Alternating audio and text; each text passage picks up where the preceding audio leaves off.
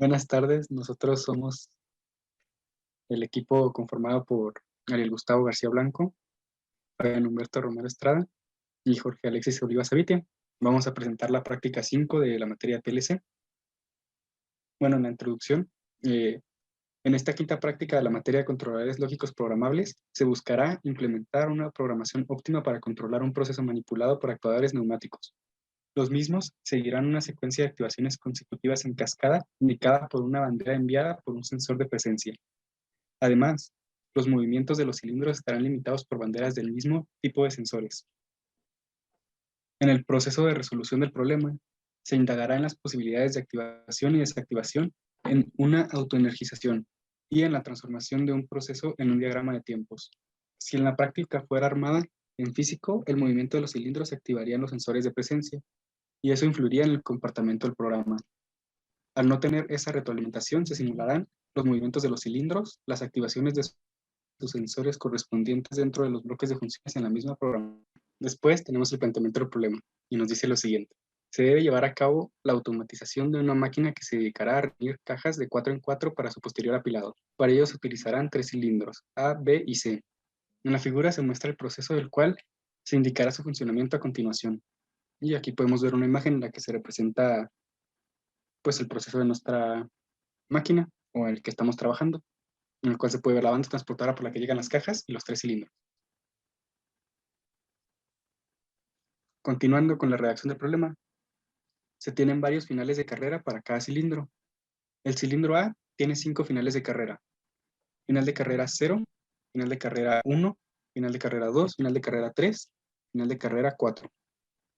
La motivación es para reunir 4 cajas una detrás de otra. El cilindro B tiene 2 finales de carrera. Final de carrera 0 y el final de carrera 1. Se encargará de apilar las 4 cajas al contenedor. El cilindro C tiene 2 finales de carrera también. Final de carrera 0 y final de carrera 1. Se encargará de hacer de tope para el agrupamiento de las primeras 4 cajas. Se tiene un sensor de presencia de cajas M. Antes de nada, el cilindro A y B han de estar retraídos y el C extendido. El funcionamiento es el siguiente. Cuando se detecte una caja, sensor M activo, el cilindro A se extenderá empujándola primeramente hasta el final de carrera FCA4. Después de esto retrocederá de nuevo el cilindro A. En una nueva detección de caja, el cilindro A la apilará también, lógicamente, hasta el final de carrera 3, pues el hueco 4 ya está ocupado. Después, nuevamente, A retrocederá. Análogamente, con 2 presencias de caja más, se apilarán en final de carrera A2 y en el 1. Una vez que las 4 cajas estén agrupadas, el cilindro C retrocederá. Y el cilindro B se extenderá para apilar las 4 cajas en el contenedor. Posteriormente, el cilindro B retrocederá y de nuevo el cilindro C se extenderá, pasando todo a estar en la situación inicial. En nuestros objetivos tenemos lo siguiente. Objetivo general. Practicar la implementación de programas desarrollados en el lenguaje de escalera al control de sistemas que sean en el mundo laboral, haciendo uso de las herramientas que brindan el software y el hardware de manera óptima. Y en los objetivos específicos, tenemos practicar la descomposición de secuencias de activaciones en diagramas de tiempos para un posterior análisis, practicar el diseño de programas en el lenguaje de escalera para la satisfacción de objetivos específicos, practicar la simulación de sistemas físicos con programación en el PLC, practicar la conexión y programación para la comunicación entre el PLC y una pantalla HMI, y practicar el uso de las animaciones en una pantalla HMI. En el material equipo que utilizamos para la realización de la práctica será necesario el uso de los siguientes programas y dispositivos. Primero, el TIA Portal, versión 15. Segundo, el S7 PLC Sim Simulating Modules. Después el Microsoft Word, Microsoft Excel y una computadora en la que se utilizarán todos estos programas. Luego de definido lo anterior, pasamos al diseño de la programación en escalera. Para ello, primero hicimos un diseño de un diagrama de tiempos como el que se muestra en pantalla, en el cual se plasman todas las activaciones y desactivaciones de las variables que influyen en el sistema. Por ejemplo, aquí tenemos primero en el estado inicial, está activado el sensor C1, el B0 y el A0, debido a que el A0 y el B0 se activan cuando los pistones A y B están retraídos y el C1 cuando está extendido el C1, que es lo que dice el problema, que debe estar extendido inicialmente. Lo que hace que el sistema entre en la secuencia son las activaciones del sensor de presencia M, en concreto sus flancos positivos. Entonces, cada que el sensor de presencia M tiene un flanco positivo, hace que la variable A cambie de estado. Por ejemplo, aquí se representa con una flecha hacia la derecha el que está saliendo del cilindro A. Entonces, tenemos un flanco positivo de M. Entonces, se acciona A, sale. Entonces, conforme va avanzando, va accionando los sensores de presencia de la parte en donde se van a posicionar las cajas, que también se les puede nombrar finales de carrera. Entonces, empieza a avanzar. Después de un determinado tiempo, pasa por A1, luego pasa por A2, luego pasa por A3 y luego pasa por A4. Entonces, como todavía no hay ninguna caja, se tiene que detener hasta A4. Al momento de detenerse, retrocede inmediatamente y se vuelve a accionar la variable A0 porque ya está otra vez retraído. Este proceso se repite cada que tenemos un senseo de caja, pero cada vez se van activando menos sensores y esto es porque cada vez pues va llegando menos lejos el actuador. Por ejemplo, aquí llega ya nada más hasta el final de carrera 3, luego aquí está el 2 y luego aquí está el 1. Una vez que se llena la última caja, que se apila la caja número 4, que es cuando ocurre llegar nada más al final de carrera 1, y una vez que se ha retraído el pistón A, inicia la secuencia de movimientos de los pistones B y C. Por ejemplo, aquí el final de carrera último del retroceso de A acciona el retroceso de C, que como recordamos está accionado. Entonces inicia el retroceso. El final del retroceso de C lo activa C0, el final de carrera C0. Y al mismo tiempo eso activa la salida de B, que es el pistón que empuja las cajas apiladas. Entonces las empuja, es detenido por el final de carrera B1 e inmediatamente después inicia su retroceso, que es detenido por el final de carrera B0 y al mismo tiempo inicia nuevamente la extensión del cilindro C para regresar al estado inicial que teníamos. Luego acá abajo tenemos una variable de conteo que se va incrementando cada vez que se accionan los finales de carrera de A y cada vez que retrocede también. Y estos valores que están marcados son los que están debajo de los finales de carrera que van accionando la reversa del cilindro A.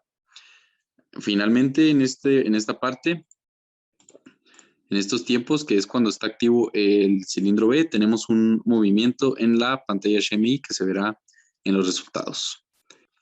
Pasando entonces a la programación, tenemos los networks. En el network 1, del network 1 al 6, vamos a tener lo que son las cargas y tenemos esta configuración de autoenergización. Entonces, los contactos que están paralelos al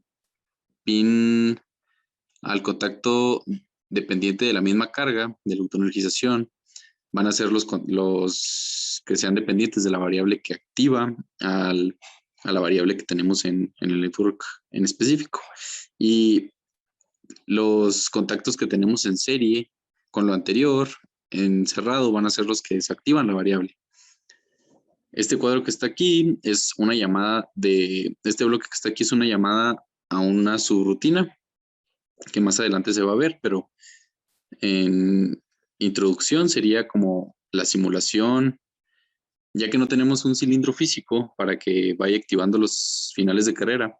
Este va a funcionar como activador de finales de carrera, una simulación del sistema físico, ¿no? Que se verá más adelante su programación. Entonces, el cilindro A, dijimos, es activado por el sensor M de cajas y desactivado por una variable llamada proceso que se va a ver más abajo. El cilindro AR sería también pero la reversa. Entonces tenemos una señal para activar la salida y otro para activar el retroceso. El retroceso es activado por el flanco negativo de A, que dijimos que en cuanto termina de salir, empieza a regresar. Esto se da esto está por eso. Y es desactivado por el final de carrera a cero. Y también activa la simulación del cilindro A. Luego tenemos el cilindro B, que funciona de manera muy similar. Es accionado la salida por el final del retroceso del cilindro C y es desactivado por el final de carrera B1. Y este activa la simulación del cilindro B. De igual manera, tenemos la reversa del cilindro B, que es accionada por el flanco negativo de la salida del cilindro B, que como dijimos, en cuanto termina de salir, comienza a retroceder y es frenado por el final de carrera B0. Entonces, de manera similar también tenemos la salida del cilindro C, aunque aquí tenemos una variable de activación adicional, y eso es debido a que el cilindro C tiene que estar activo cuando inicia el programa, por lo cual aquí tenemos una variable de iniciación de programa. Igual activa la simulación del cilindro C, es activada por el flanco negativo de la reversa de B, que este es la última señal de activación que se hace de la secuencia, y es desactivada por el final de carrera segundo. Y la reversa del cilindro la reversa del cilindro C es el primer accionamiento que se hace de los accionamientos de las variables B y C. Por lo tanto, tiene que ser dependiente de los accionamientos anteriores del cilindro A.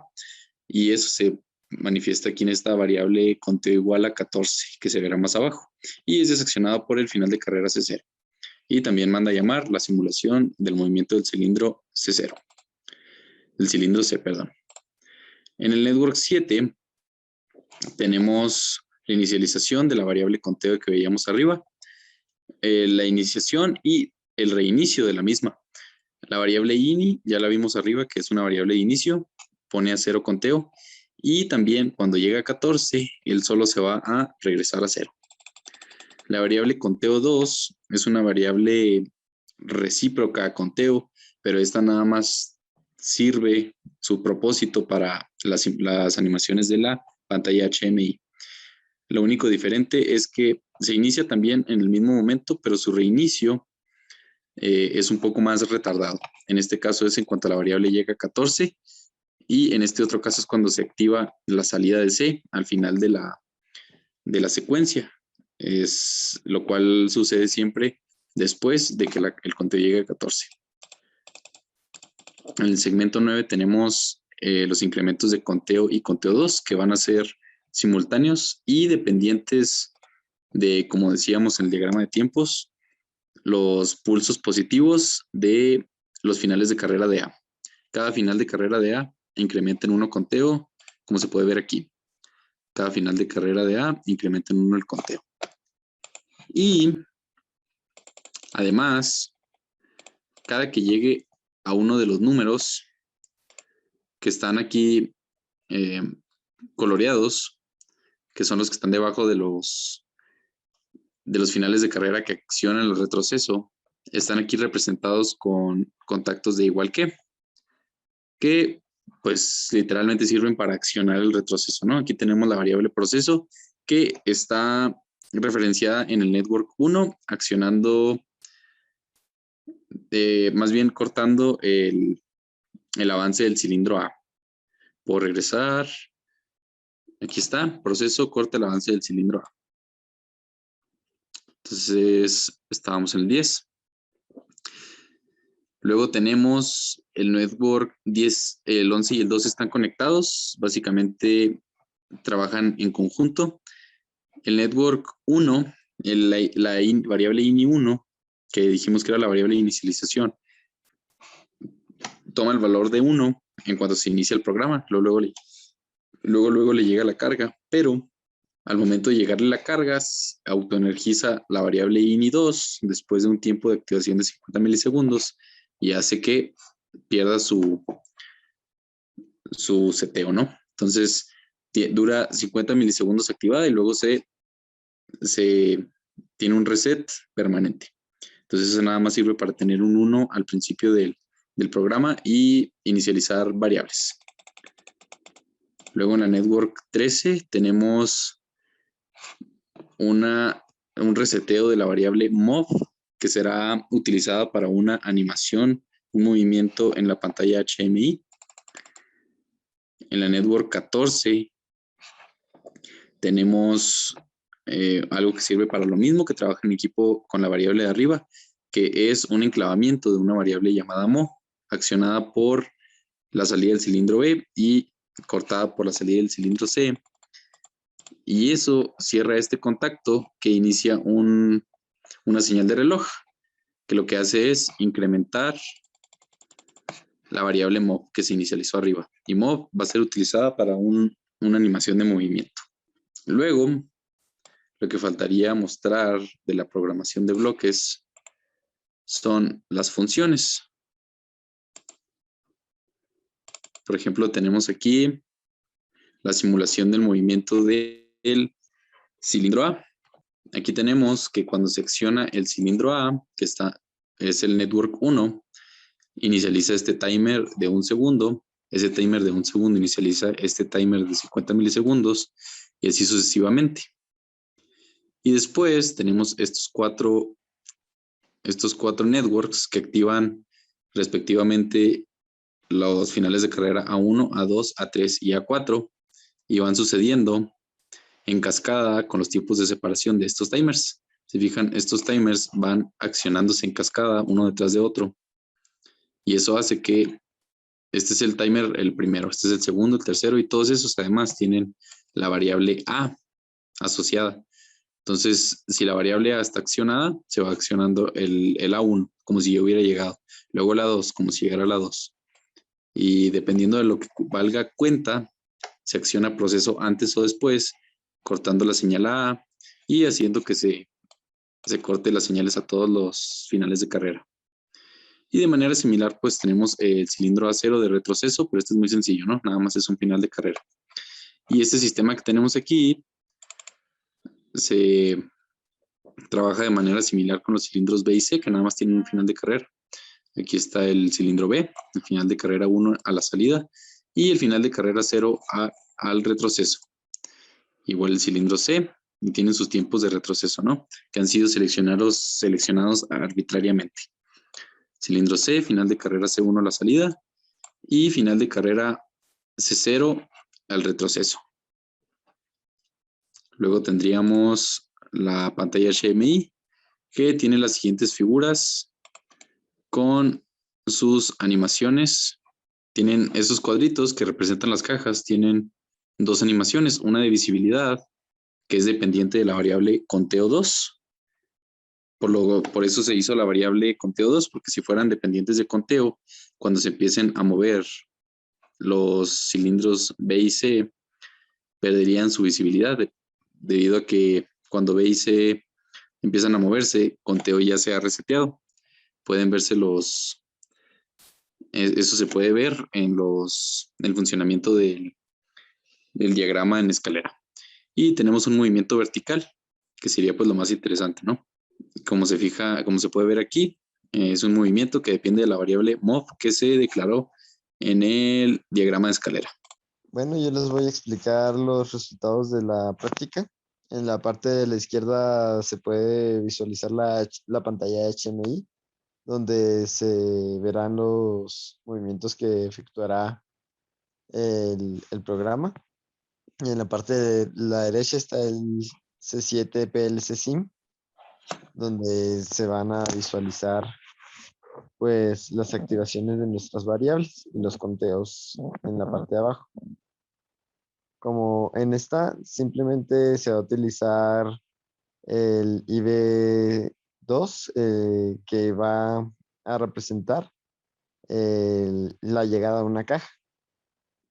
En esta parte de acá se va a representar los movimientos de los cilindros, donde el 0 y 1 representa el 0 la salida del cilindro A y el 1 el retroceso.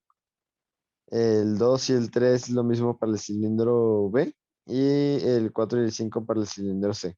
Estos tres de aquí van a representar los finales de carrera de los cilindros A y B, C, respectivamente. Por ejemplo, aquí se puede visualizar que están activados en este.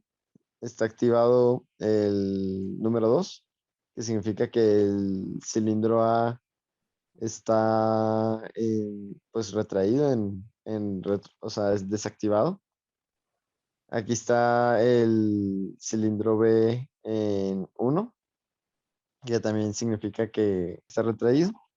Y aquí se puede apreciar que está el en 2, que significa que está activado porque el programa inicia con el cilindro C activado. Vamos a proceder a simular el programa, iniciando con una caja. Ahí se pudo apreciar que el cilindro A se movió debido a que había llegado a la primera caja. En esta parte de aquí se pudo apreciar los finales de carrera del cilindro A. Vamos a proceder con la siguiente caja.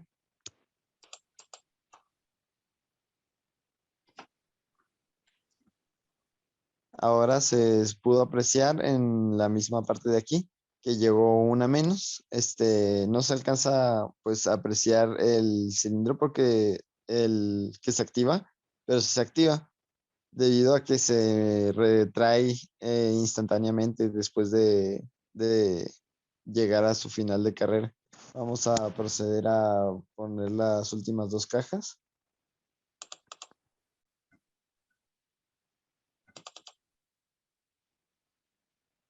Como se puede observar, después de poner las 4 cajas, automáticamente el cilindro C se retrae ah, para evitar pues, el choque como lo pedía la práctica. Y el cilindro B empieza a empujar las 4 cajas para apilarlas.